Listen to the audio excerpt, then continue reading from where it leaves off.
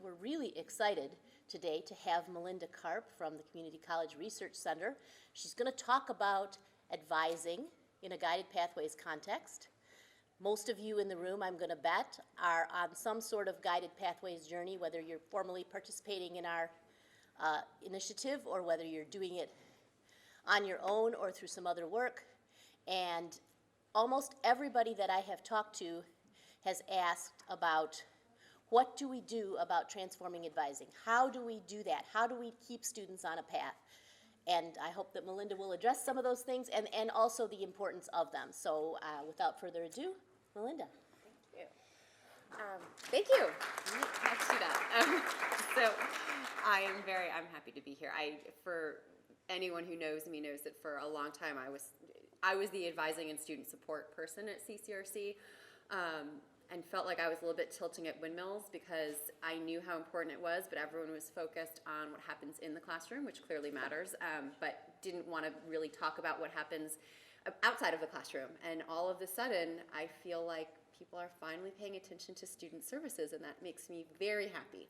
I will also just say that my own bias, although I use the term advising, and we'll talk about advising, my own bias is to consider the student supports, not transforming advising.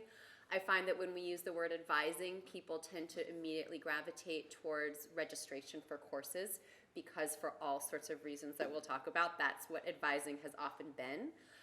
So my hope really is that as we transform advising, we shift towards transforming how we support students outside of the classroom and start to think about advising as really a broader student support function and how we can integrate all of the various pieces of student supports, advising, counseling, program planning, early alert, into a student support function. So that's my bias. Just for those of you who don't know CCRC, I assume many people do, but I don't really like to assume everyone knows who we are. We are a research center at Teachers College, Columbia University in New York City.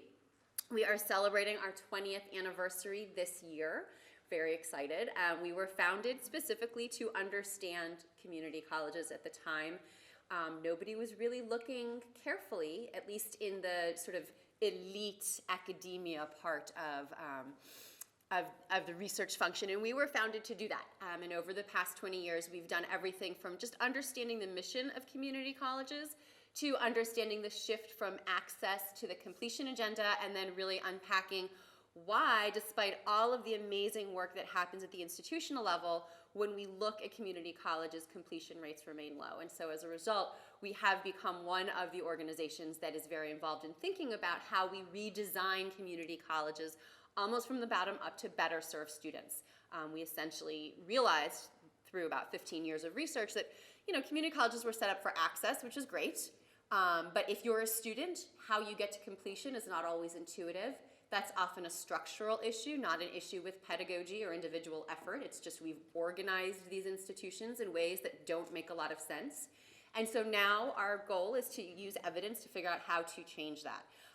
We consider ourselves knowledge development partners. So we do research, but it's not always traditional evaluation. Here's an intervention. We're going to randomly assign people and study it. We do a much more iterative approach where, frankly, we learn what needs to be studied by coming and talking to you all, and then we try and feed that back to the field using the tools of academic research, both quantitative and qualitative.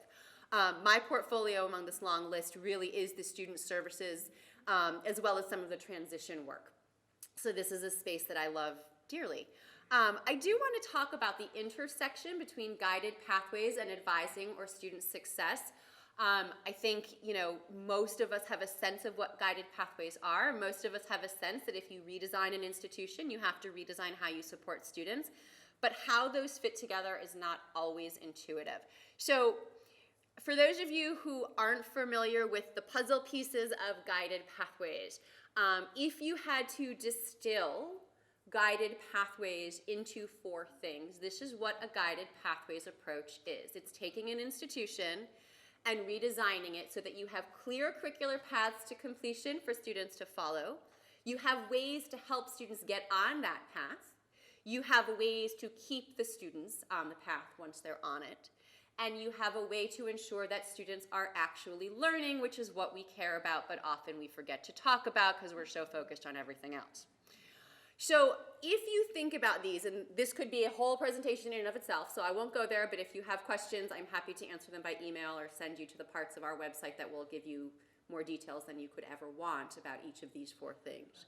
But if you do this, you start to realize that advising and student support underscores all of this, right? Once you have clear paths, it's a lot easier to keep students on the path because you know whether or not they're on it or off it. In the old paradigm where students could pick from hundreds and hundreds of courses and majors, it was much harder to know who was on or off because the permutations to get to on and off were less clear. So once you start doing the guided pathways approach, thinking about how you support your students becomes both a bigger imperative because keeping students on a path is explicitly part of it, but it also becomes a little bit easier. If we think about these same 4 buckets, I just changed them from puzzle pieces to columns, but we take a student-centered approach, we start to see that basically advising and student support is the architecture that underpins those 4 puzzle pieces. So students, these are the questions that students often ask when we talk to them, right? Where am I supposed to be going? Well, that gets answered through guided pathways by doing things like redesigning curricular programs of study. What are my career options? How do I pick? That's how we get them on a path, right? How do I stay there? How do I get to completion? That's staying on a path. And am I learning what I'm supposed to be learning? Why am I learning it? That's the learning. So those are the 4 components. Now, what's so interesting is that getting on a path is really about program planning. That is a student support advising function. Getting on a path is counseling and coaching. Now, I'm oversimplifying because, frankly, often getting students on a path requires multiple things. But in general, staying on a path, early alerts, ensuring learning, when we integrate our analytics and our LMS with some of our other systems, we start to be able to use the MI learning to do things like early alerts. So if you think about those 4 practice pieces of a guided pathways model, you start to realize that advising and student support is sort of a through line for all of those. So when we do a guided pathways redesign, we often focus on how am I going to redo my programs of study.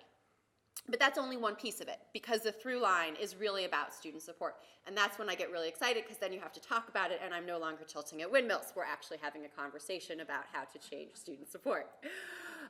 So that's great. I don't have to tilt at windmills. But the new thing is, well, then what do I do? How do we do this? What do we mean?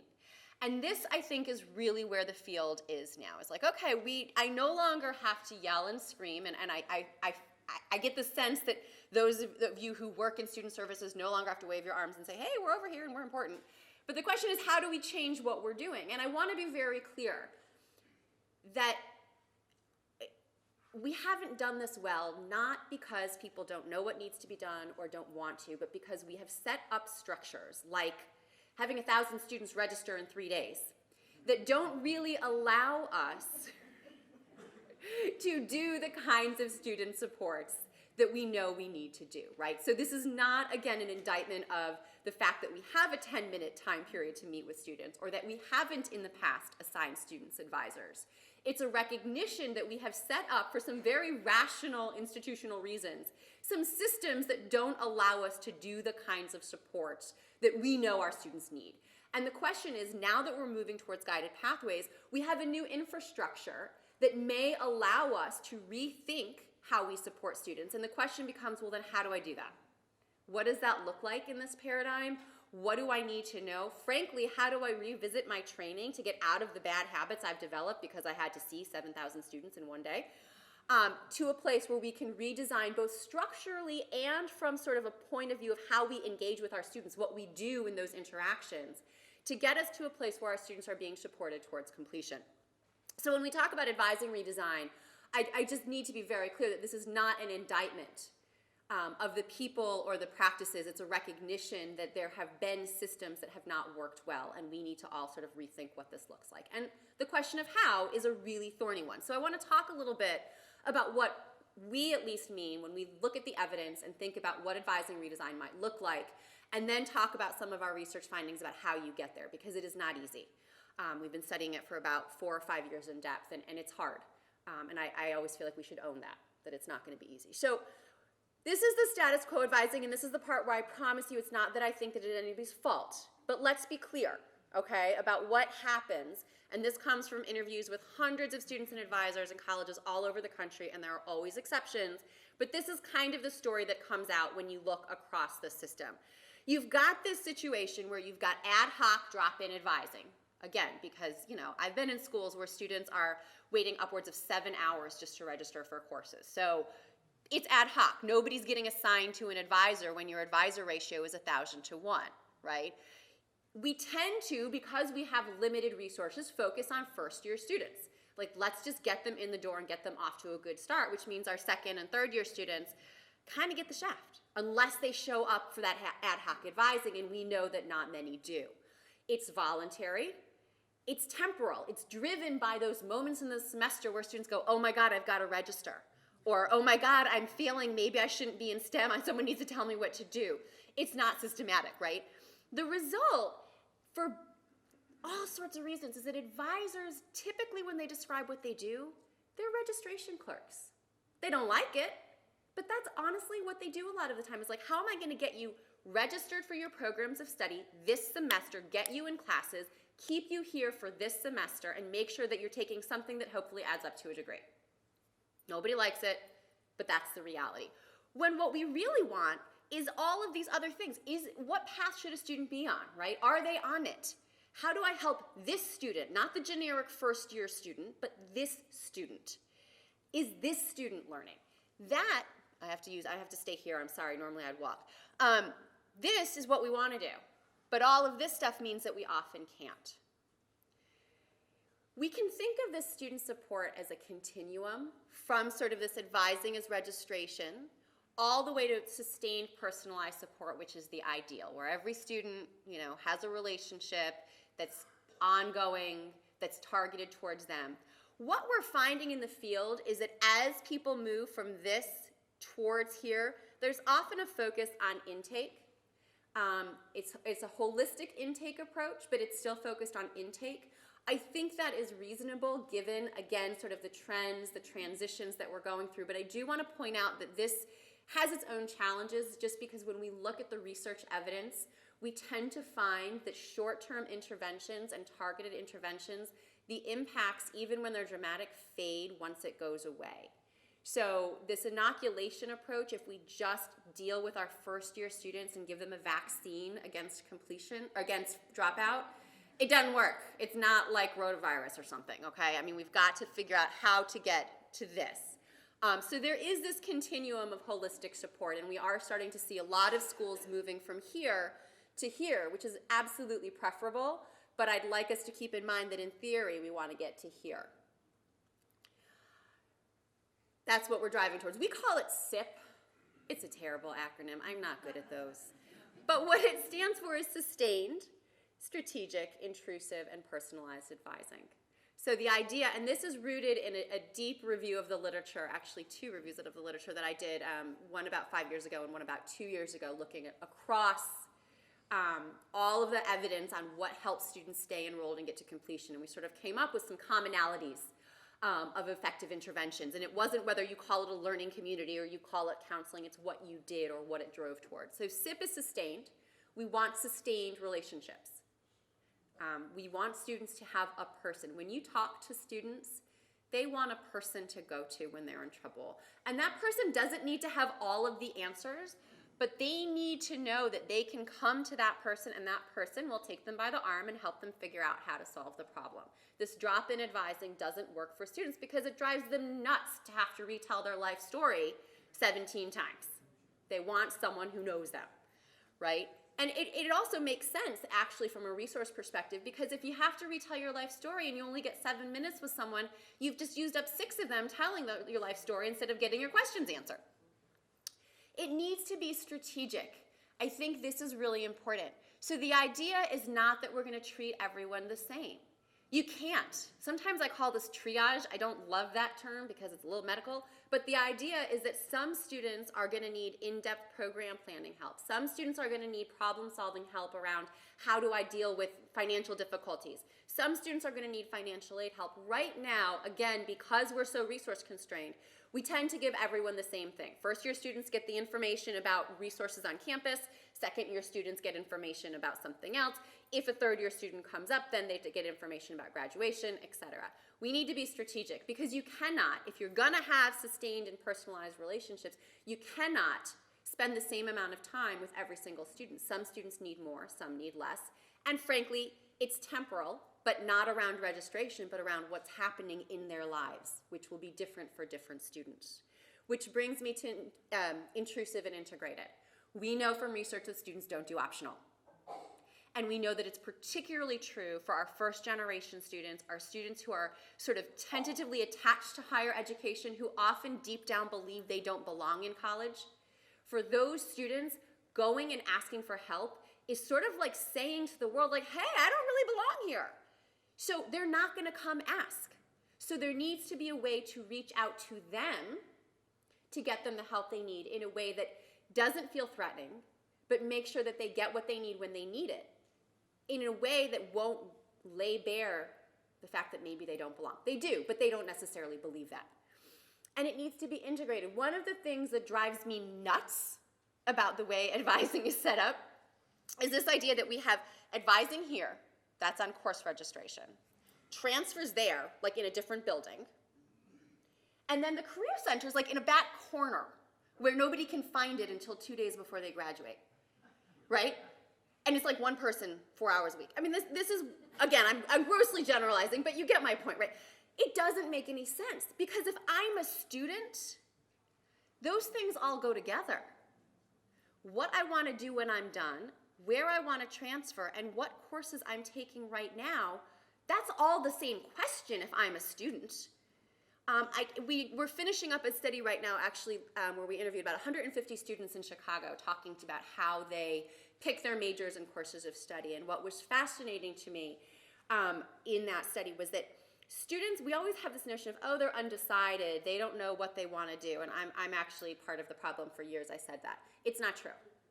Students tend to come in, when we talk to them, either they know what they want to do, but they don't know how to get there, they don't know how to put together a program of study, or they know what they're interested in, so they can put together a program of study, but they don't know what to do with it when they're done.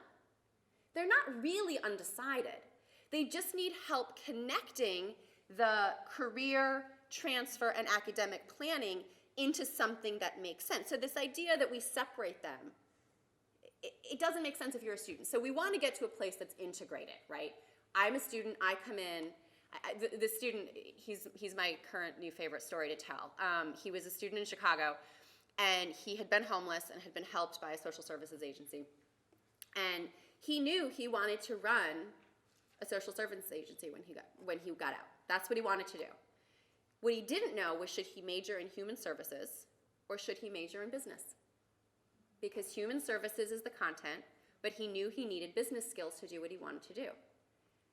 He wasn't undecided. On paper, he looked undecided. He had no major. He had no one to help him put together, to integrate those different parts of student support. So thinking about how we integrate that and make it integral to every student's experience is critical. And then finally, personalized, which given everything I just said should really make sense, right? What you need is different than what someone else needs. We shouldn't treat everyone the same. And students want to feel like they're getting information for them. Even if it's the generic, you need to take your dev ed first. They want to feel like it's targeted to their specific situation. It makes them much more open to that advice, and it makes them much more likely to come back. So this is the ideal. Now try and do this in a community college. That's when you're like, okay, crazy researcher, go back to New York, like go to your office. We live in the real world. So the question is, how do we get there? I actually don't have answers for you, but I can give you lots of ideas and tell you how people in the field are figuring this out. So we want to get from registration clerks to this personalized sustained support. We can do lots of things. We can assign advisors. We can focus on developmental advising and case management, so we can focus on how we talk to students within those 15 minutes. We can start talking about the fact that student services matter, and we should devote money and resources to them. And the beautiful thing, again, about some of these guided pathways reforms is that it forces that conversation. What that means in practice is a couple of things. One at the individual level, and then there's a lot at the structural level. But one thing that I think we've really honed in on is reconceptualizing what advising means. Now, this is not from us. This is like if you go to grad school in student supported advising, you're going to learn this, right? This is actual theory in the field. But it doesn't happen in a community college. And what's been really striking to me as we go around and talk to institutions is that advisors often have forgotten that this is what they believe in and this is what they were trained in, because again, they've sort of been socialized to just focus on enrollment. So rethinking about advisors, ooh, that's small, I'm sorry. Thinking about advisors as teachers. So I may only have 15 minutes with you, but I need a learning objective, or I need to approach this as a lesson where I help you problem solve, build metacognitive skills. Facilitating interactive dialogue. Advisors often, again, because we've got 100 pathways to choose from and we've got to register, do a lot of like, here's what you need to take, rather than why are you taking this? Would you rather be that business major or that human services major? What's drawing you to it? Reframing those conversations is critical. Scaffolding student learning in 4 areas. So this is really fascinating. We actually did a paper looking at how students feel about technology and advising, and I'll get to the technology in a minute. You'll note I haven't talked about it yet, and that's deliberate. You can think of advising as having different pieces of the work. So some of it is very basic, giving information, right? That you can do on a piece of paper or through technology, and in fact, students tell us that they often prefer that. They really want to be able to just like register for classes or pay their bursar bill online at 2 a.m. in their pajamas.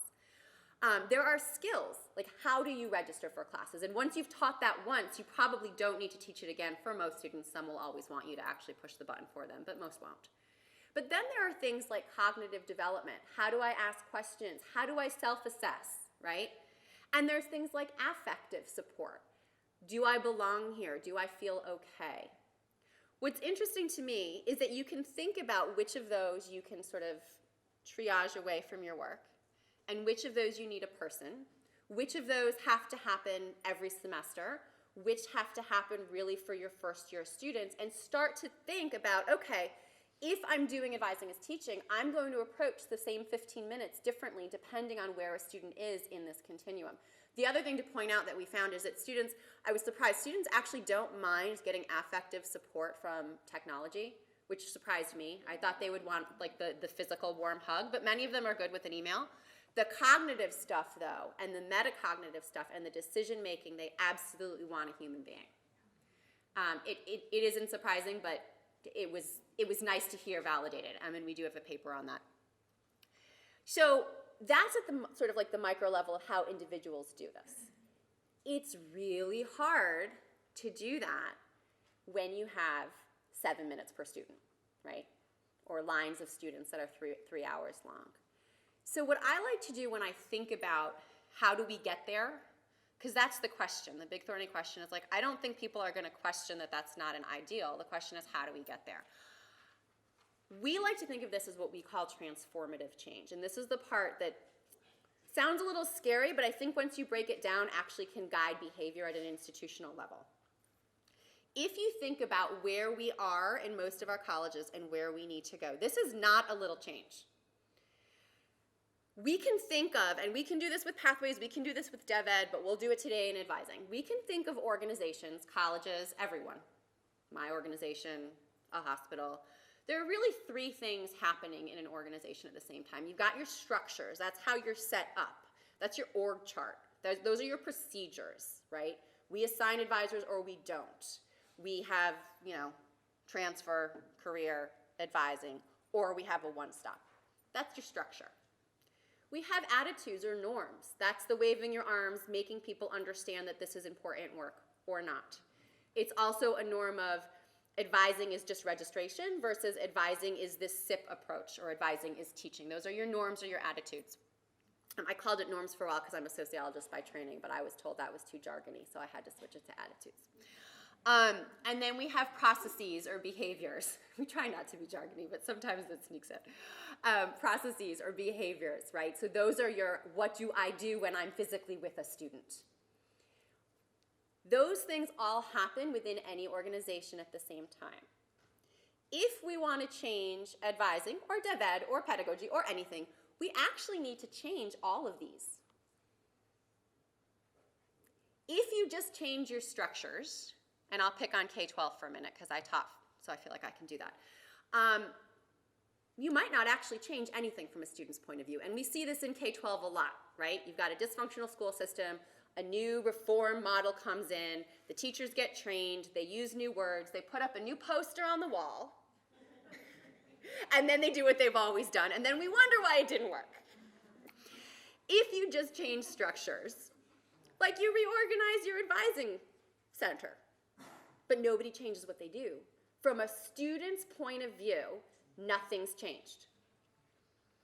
The flip side, if you do process change, so everyone in this room goes back and you're like, I'm going to use those 15 minutes differently. I'm going to ask developmental questions. My students and I are going to have conversations. Your students who actually get to see you will have a new experience. But as an institution, they probably won't, because your colleagues may not be doing that. Right? We see this a lot in teaching and learning. You've got one amazing teacher who changes their practices and it works for the students in that class. But that doesn't mean it works at an institutional level because the structures haven't changed.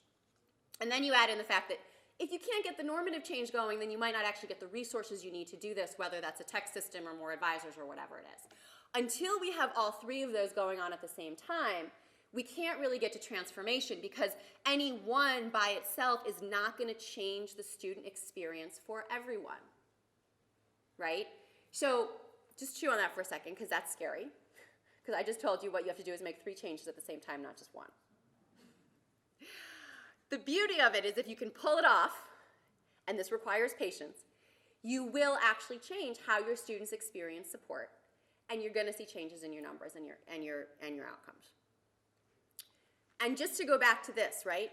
This is what I just described is transformation. If we break this down, assigned advisors, that's a new structure if you didn't have them before, right?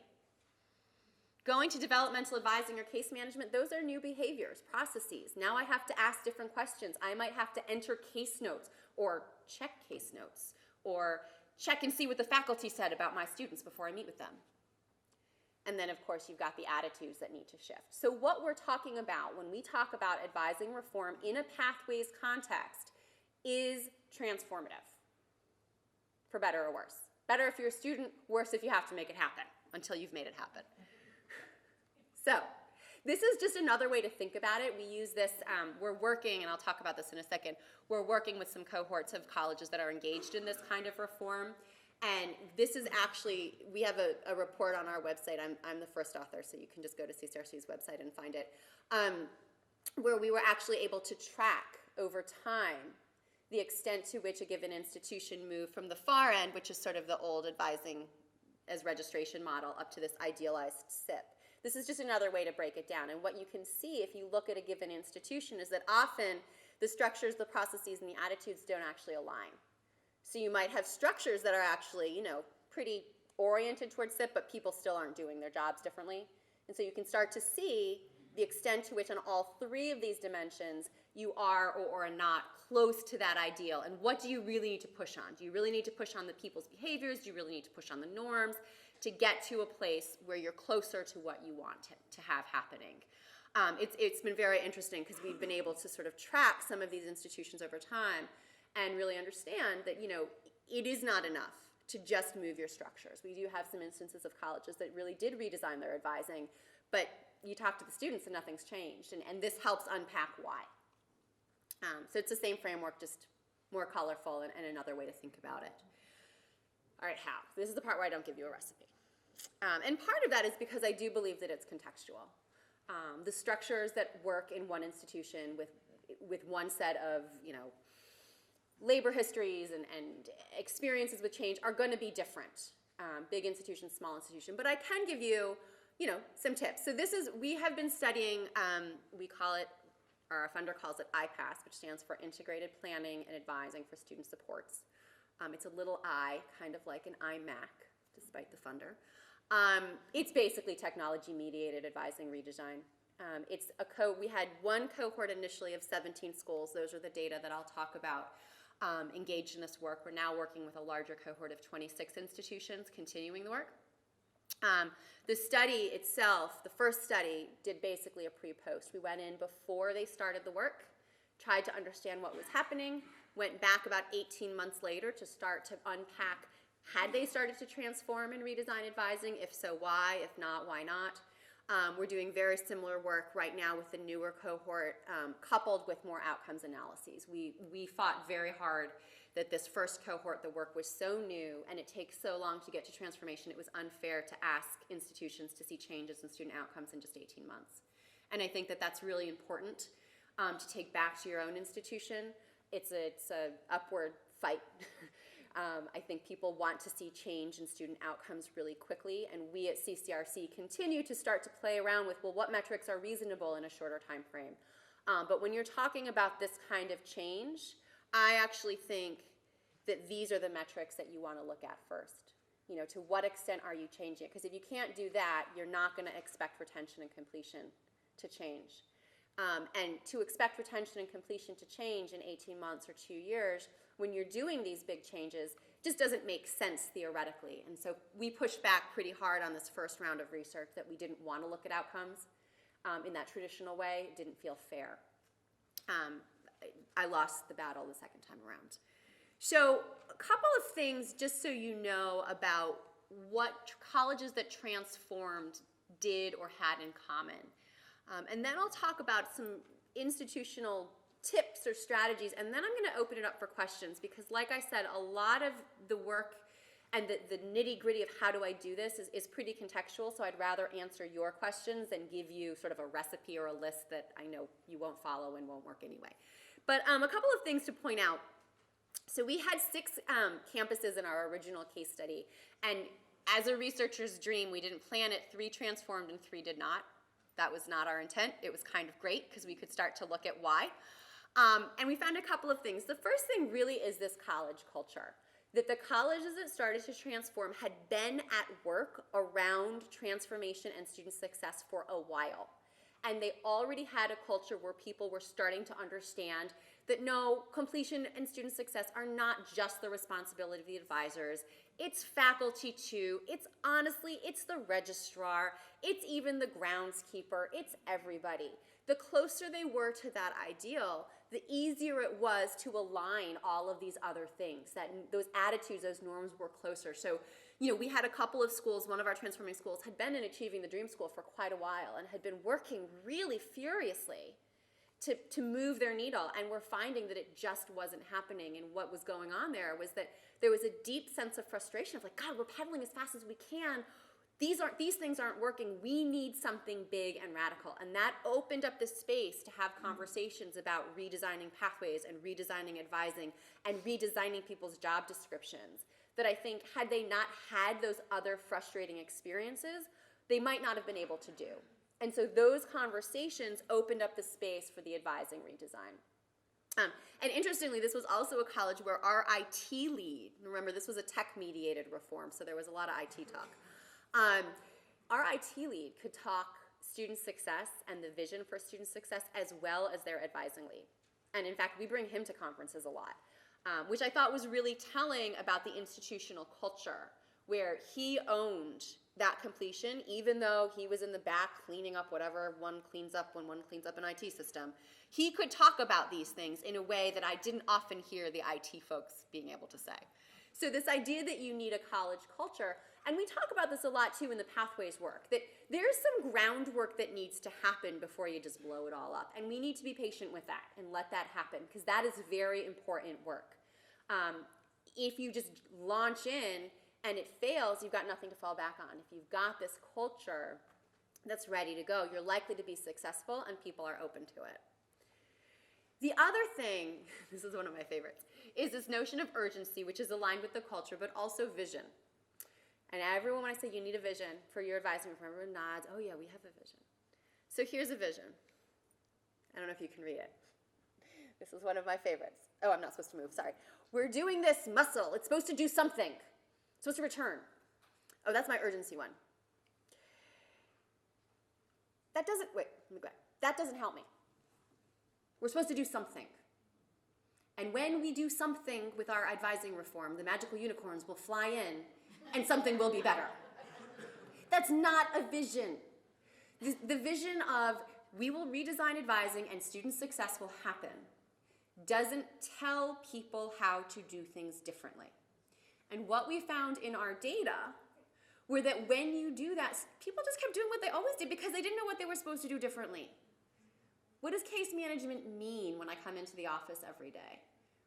The reason I spent all that time on SIP and developmental advising and advising as teaching is because what does that mean for you as an advisor or for your new trainees? I don't know.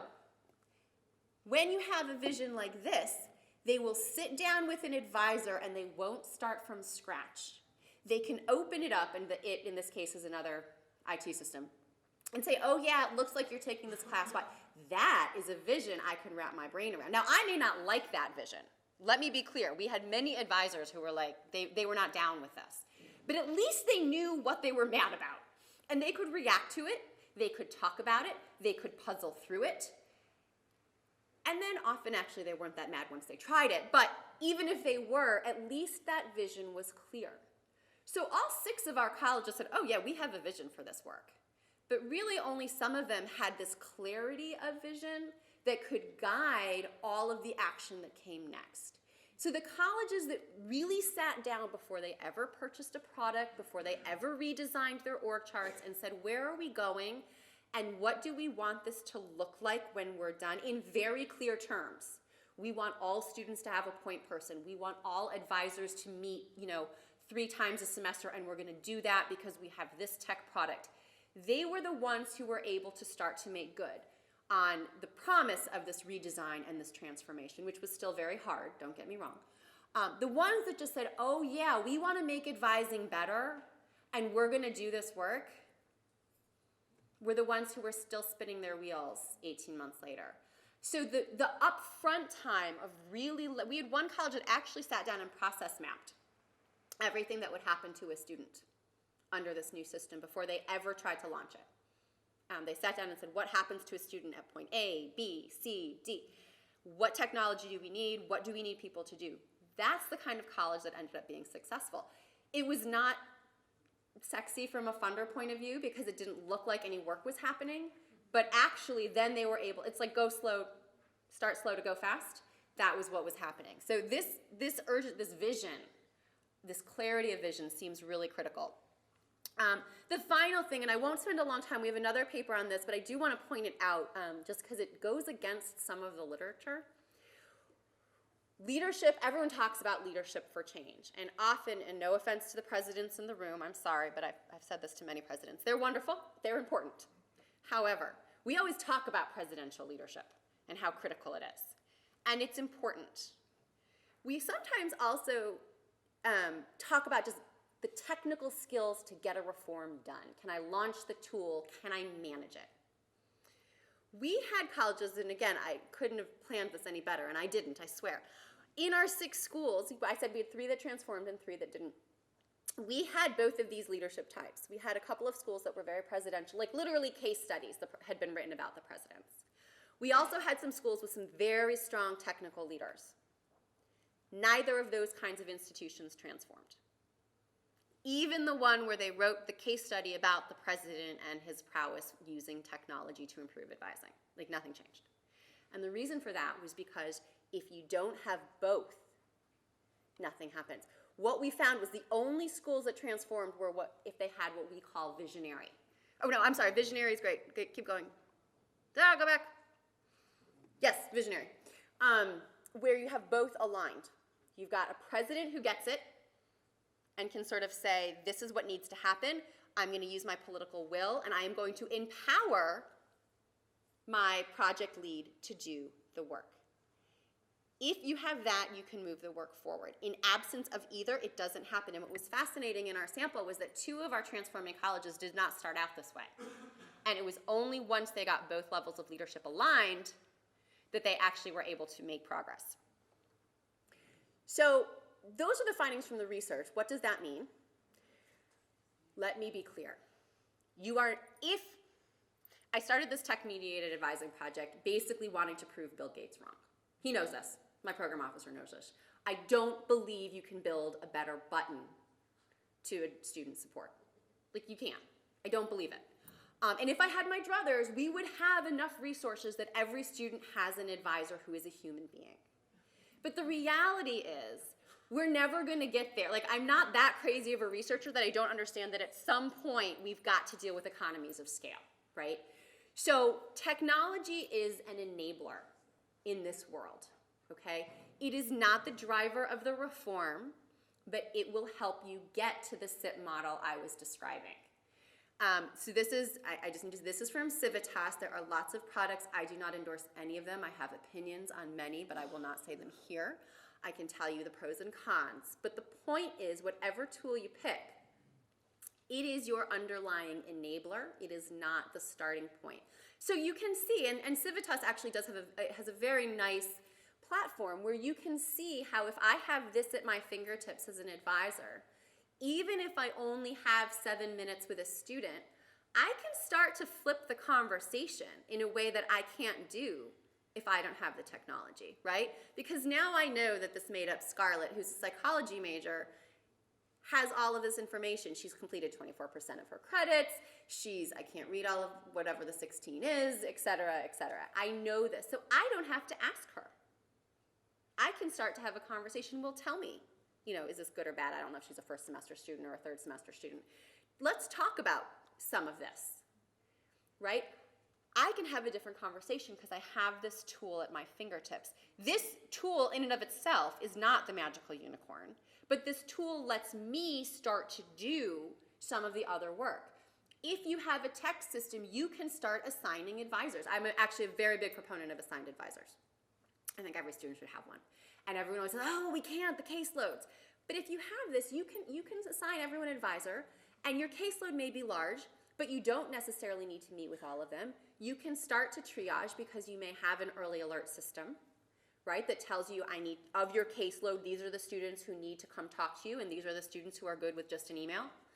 The technology enables the SIP, not the other way around. But I do think I have come around to the idea that there is an important place for some of these tech tools used in a specific way within this context.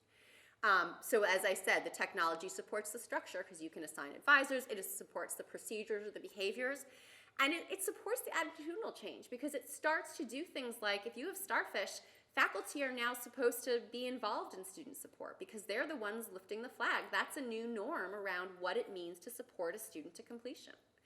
So the technology is an enabler. The other thing, I just want to say it again, that this process change, this behavioral change is the hardest part. We're seeing it even in our leading colleges.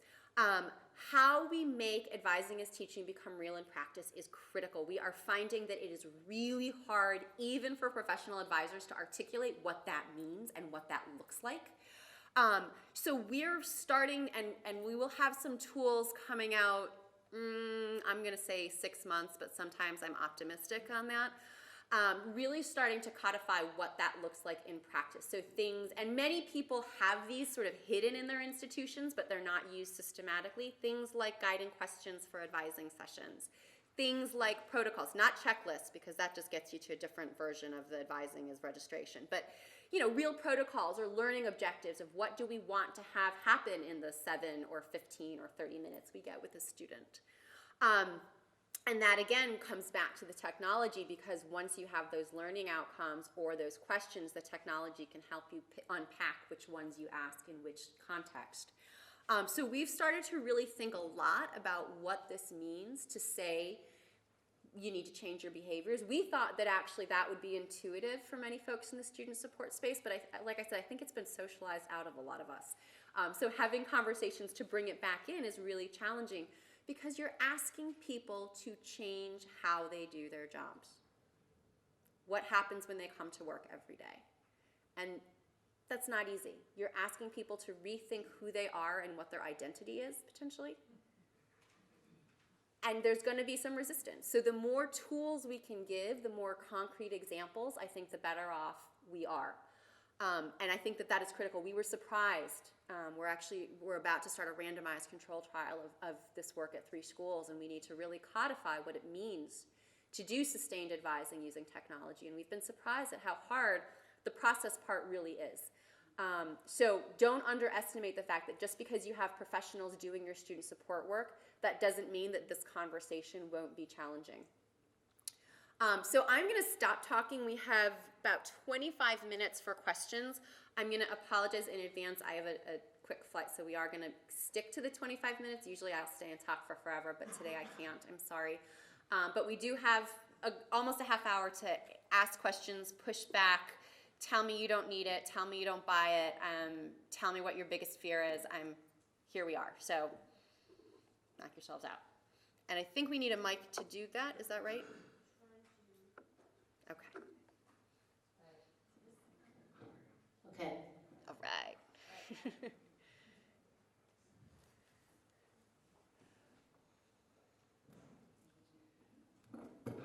Late, I'm sorry, but did you mention the 6 schools and which ones did achieve? So we didn't name them. Okay. We use pseudonyms. We always do that in our research. Okay. They are in the report. I can tell you that we looked at 6 schools, 4 were community colleges, 2 were actually broad access universities, because as you probably know, it's mostly the same students, often identical. And what was interesting was that it was even. So there was 1 transforming university and 2 community colleges who did, and the same number who did not. But I could tell you them, but they would be pseudonyms, so that won't help you. One more question. In your research, is there a number, if a community college, let's say, was going to go to an assigned advisor model, what ratio would you recommend? So we always get that question, and I don't have a great answer. I often hear 300 or 400 per one. I know that we can go, even the ASAP program in New York City, which is known for its really intensive advising, is at about, I think about 400 per one now. Yeah, it's not teeny.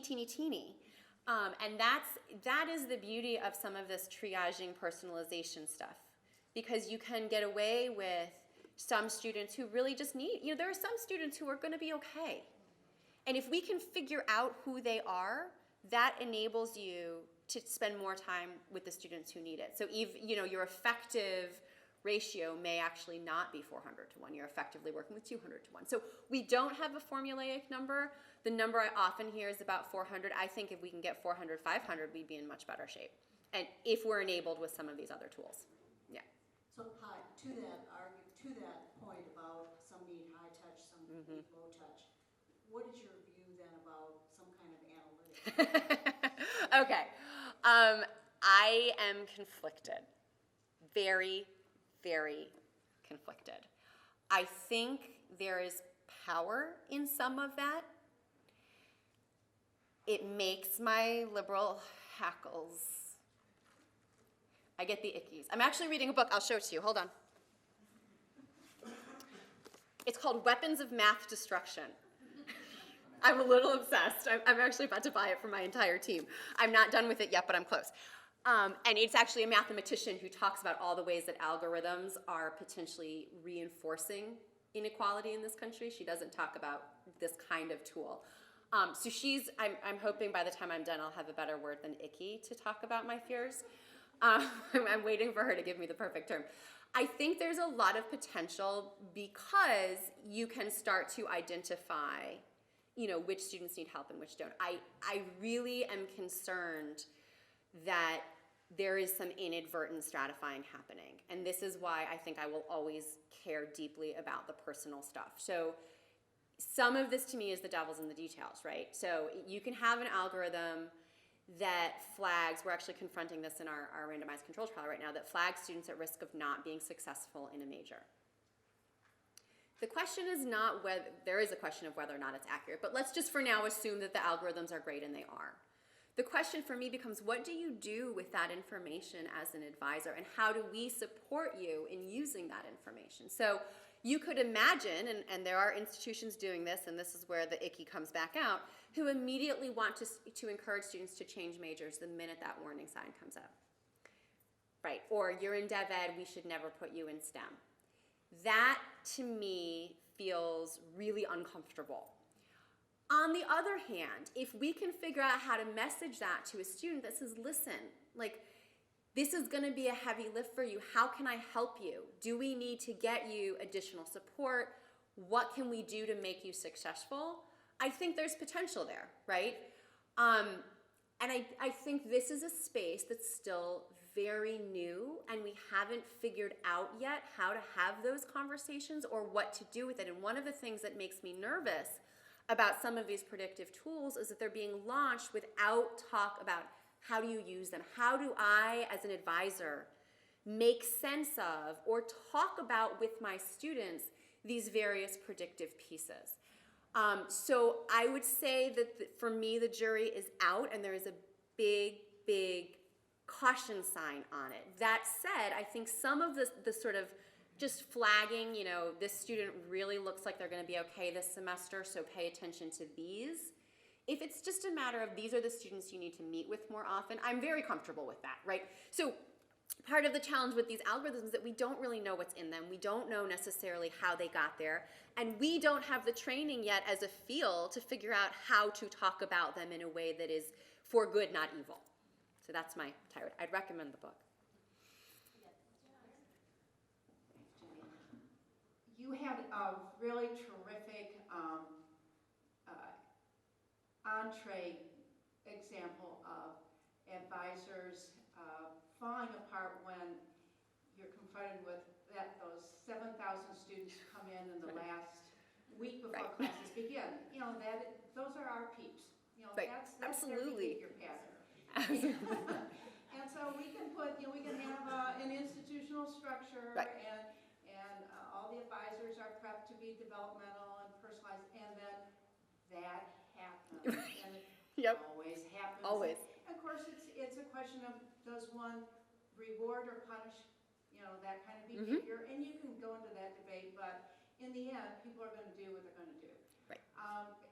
Has your research uncovered anything that combats that?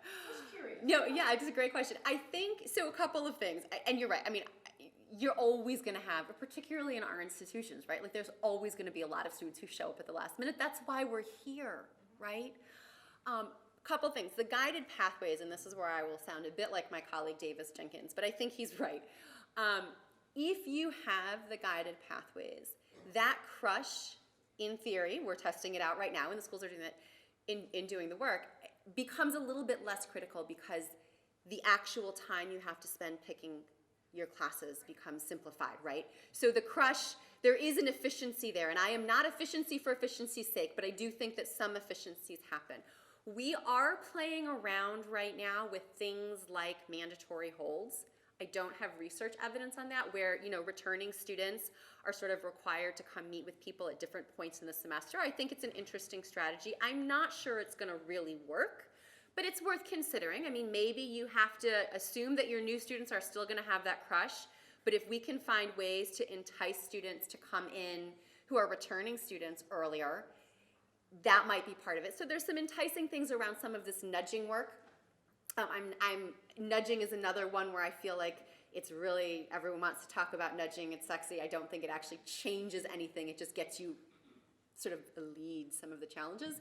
But I think that some of these nudging approaches for your returning students, just to get them to come in earlier, like during that dead period in the 8th week of the semester or whatever it is, hold a lot of promise. But I do think some of it is a question of how do we front load some of this advising so that they don't need as much later on, and that crush becomes either less necessary or just more efficient, because you are always going to have new students coming to you 2 days before classes start. It's who we are.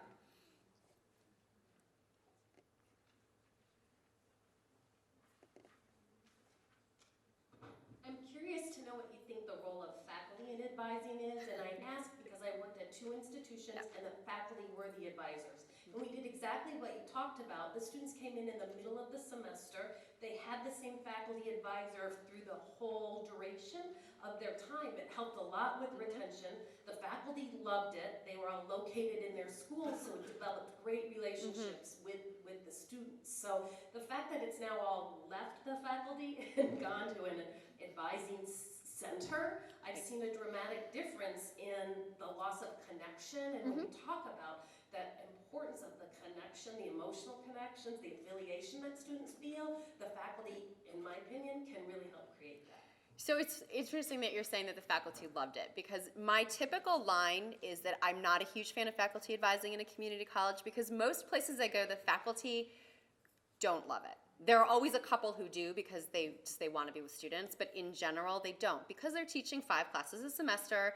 They're nervous they're going to get it wrong. They don't have time. It's not what they signed up for, et cetera, et cetera. So typically, I'm actually not a fan of faculty advising in a community college, because I feel like it gets it's one of those things that can be done very well or very poorly, and I'm not a fan of that, because I tend to think institutionally. That said, I do think that the notion of connection, and also how do you make sure that your students who are getting ready to graduate start to understand career options and transfer options. I mean, being a generalist advisor, like, I don't know how anybody does that, because you have to know a lot, to put it mildly. So the model that I am very intrigued by and is now being tried at quite a few schools, both part of the Pathways work and outside of it, is this notion of embedding professional advisors in schools or programs or departments. And I know that Monroe Community College is doing it. They're in Rochester, New York, not Michigan. Montgomery Community College is doing it. They're outside of Philadelphia. There are quite a few that are now playing with this. And the idea is that you potentially take away the course advising responsibility from the faculty, but you take your professional advisors and put them, if you're doing guided pathways, within a pathway or within a series of related majors. And so your advisor becomes a specialist in that, and is also then a liaison with the faculty. So there's that person who sort of can say to a student who's getting ready to graduate, I think you should go talk to these faculty members. That also, I hope, and I think this is the assumption, enables your faculty to be specialists in something, so that then they can also say, when they have that student who does want to change majors but doesn't want to lose all their credits, they have a good sense of, you're never going to get into the nursing program, but here are all these other programs you could do that are related, where you won't lose all your credits. I think that's really hard for generalist advisors who have to know, 300 programs and 800 transfer institutions to do well. So that's a model that a number of schools are moving to, and I'm quite intrigued by it, because I think it takes the pieces of the roles that people do well and enables us to leverage that. The research is still out. I mean, people have been playing with how to structure advising for forever. And if you happen to be in a campus where faculty love to advise and are good at it, then by all means stick with it. I often find that there are some very good faculty members who are vocal about their love for it, but when you dig deep down, there are also a lot of faculty members who are very nervous that they're going to mess it up. So I have a question, Melinda. Yeah. If you were going to sit down with a college, or say a group of colleges, and who want to move towards this SIP model, who would you talk to first, and what would you do first? That's a great question. So I would start with advising and student support. I want to go back to that. I think, there's a whole ecosystem of people who we've peripherally talked about. Your veteran center coordinator, your TRIO people, your student, if you're in a college with a residential life part. I mean, there's a lot that we have sort of danced around, single stop. I would sit down with that group first to talk about what's working and not working. I would talk to students. I'm a big believer in talking to students. And students will tell you what is working and what is not on your campus when it comes to advising, trust me. They'll tell you a lot. And I think that the thing about talking to students is they will tell you where those leakage points or those pain points are. They will tell you that it's this office that is not student-centered, or it is this individual, or it is this part of their academic life cycle. And to me, that's really useful, because it helps figure out which parts you need to pay attention to or bring into the fold a little bit more. I wouldn't ignore the faculty to the conversation we just had, but I do think this is a time when the professional support staff really need to be elevated, and start there, but then bring the faculty in. Thank you. So would you talk to the students first and bring that information to the support people, or would you talk to the support people I'm gonna take the cop out and say it kind of depends. And I say that because I've been in colleges where folks are very self-aware about what the challenges are. And then, the student's voice is still critical, but I think you can parallel path them. I have also been in institutions that don't really understand that it's a problem. Because they are a special snowflake where nothing's wrong. And in that instance, having the student voice, sometimes I still don't believe the student voice, but that's a different issue. Having the student voice is really critical. And the other thing I would say about student voice, and this is just true in general, often when we talk about bringing in students, and I love talking to presidents of student government associations, don't get me wrong. But that's who we bring in. We bring in the president of the Student Government Association, the presidents of the other clubs, and they may tell you what the problems are, but they have figured out the system. So don't talk to them. They're great, I love them, but they're not the ones you need to talk to. You need to talk to the ones who are taking Dev Math for the 3rd time. And they're a lot harder to trust me. I get ditched by students a lot. I do qualitative research. Most of my work includes students. I cannot tell you how often students say they're going to show up for something, and even when I'm paying them, they don't come. I think it's an indication actually of how busy and overwhelmed they often are. But I don't want to talk to the student government president to find out where the pain points are. So I think it's really critical when we say student voice that we talk, which student voice are we talking about? We already know the voice of the ones who have made it. Figuring out those pain points requires talking to all of those students who had to go from office to office to office and then just went right out to their car and didn't come back.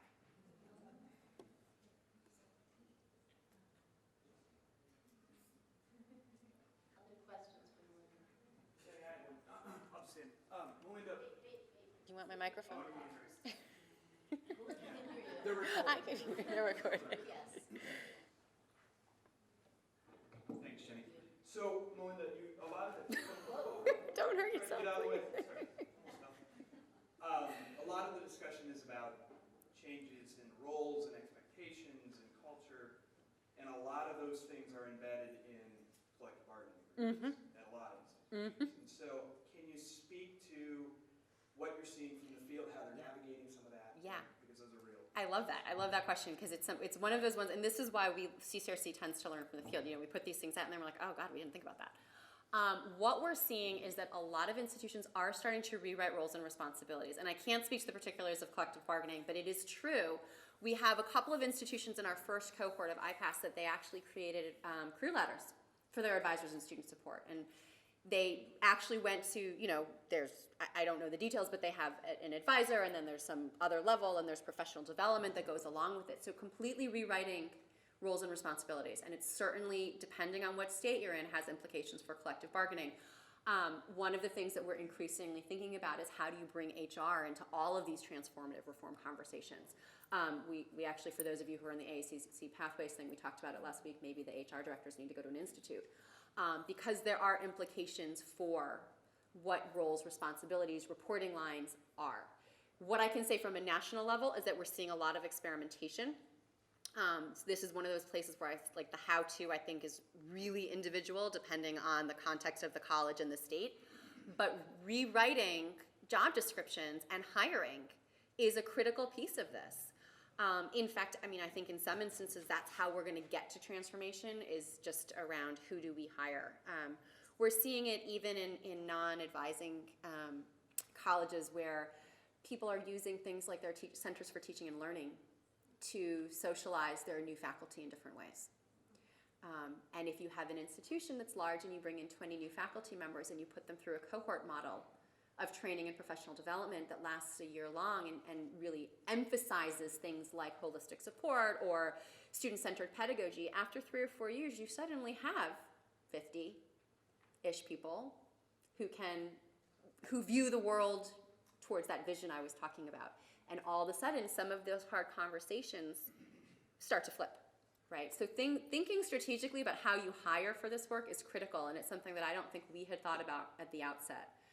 But certainly rewriting job descriptions, rethinking professional development, frankly, is critical to this as well, right? So the way that we have trained, supported, given professional development to our student support personnel and our faculty is going to need to look different because you're retraining everyone. You're asking them to do their jobs differently. I have said to boards and foundation boards that some of the support for this work really needs to be around funding professional development. Don't fund a building, not that anyone does in the community college world, but if you were to, maybe you shouldn't. Maybe things like ongoing professional development is more critical to this transformative work. So there are implications for lots of things, but I think you're right to raise it up because the job description starts to look very different. We have time for one more, I think.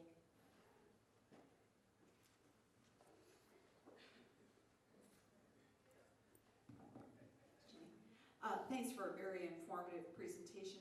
If we're starting this kind of work, can you talk a little bit about what metrics, so if we think about, start with the end in mind. Yep.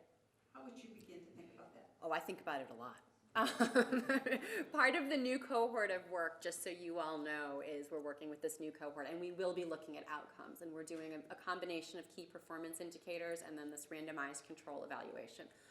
We are looking at some of the traditional indicators. I mean, just theoretically, if you have program planning and early alerts, you would expect things like retention to go up from semester to semester.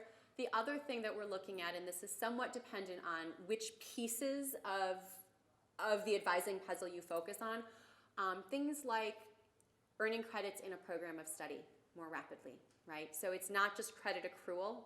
If you're doing this right, your students should be earning credits in the program they want to graduate. 30 credits can be a good thing or it can be a bad thing, depending on what those credits are. So we're starting to look at things like credit accrual in a program.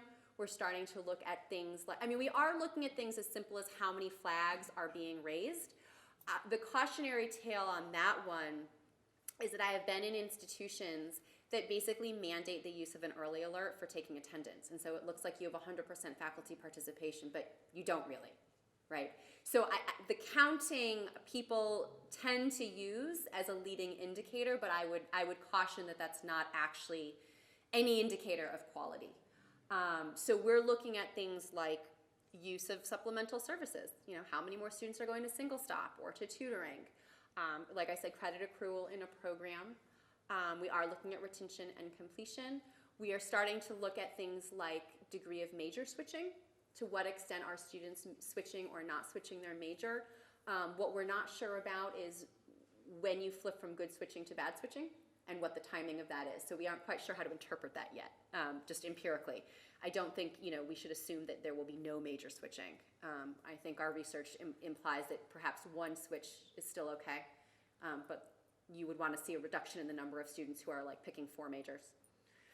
So things like that, and some of it will be rooted in where you're locating that work. A college that's focusing a lot of effort on early alert and holistic connection to supports may have a different set of metrics than a college that's very focused on program planning. But we're thinking very hard about those leading indicators and trying to root them in the work. But I would caution about the counting. And I would go with, for early dirty, I would kind of go with major switching and credit accrual in a program. Please join me in thanking Melinda. That was a great presentation. Thank you. Again, that's me. Feel free to email, call, look at our website. I'm happy to engage sort of offline. And best of luck. Thank you.